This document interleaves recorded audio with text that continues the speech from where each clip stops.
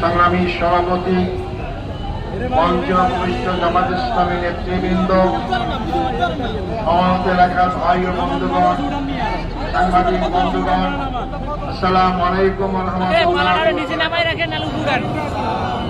মুসলিম ভাইদের প্রতি থাকলে আমার শুভেচ্ছা অভিনন্দন। সংগ্রামী ভাই ও বন্ধুগণ, আজকে আপনাদের সামনে কথা বলার আমার সুযোগ ছিল না, কিন্তু আল্লাহর খাস রহমত 5ই আগস্টের বিপ্লবের মধ্য দিয়ে আমার মুক্তির পথ সুগম হয়। তবে আমি কারো কাছে দয়া ভিক্ষা করে মুক্তি পাইনি। আমি আবার সুপ্রিম কোর্টে রিভিউ করার আবেদন করেছিলাম, তারা রিভিউ মঞ্জুর করেছিল। দীর্ঘদিন শুনানির পর আমাকে 27শে মে মুক্তির নির্দেশ দেওয়া হয় এবং অনেক কিছু রায়ে রাখা হয়। তার মধ্যে একটি কথা বলা হয়েছিল, আমাকে হত্যা করা মানে জুডিশিয়াল কিলিং, অর্থাৎ বিচারের নামে প্রহসন করে হত্যা করার সামিল। অর্থাৎ সমস্ত মামলা থেকে অব্যাহতি পেয়েছি।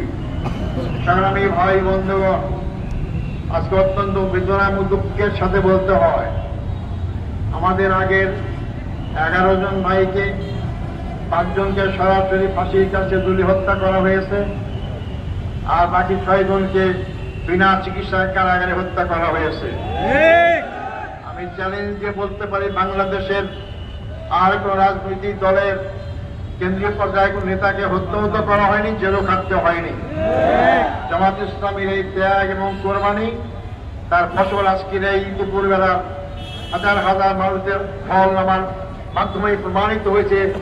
যারা জামাত ইসলামীকে নেতাদের ফাঁসি দিয়ে হত্যা করে নিশ্চিহ্ন করতে চেয়েছিল, তারাই নিশ্চিহ্ন হয়েছে। জামাত ইসলামী আগে অনেক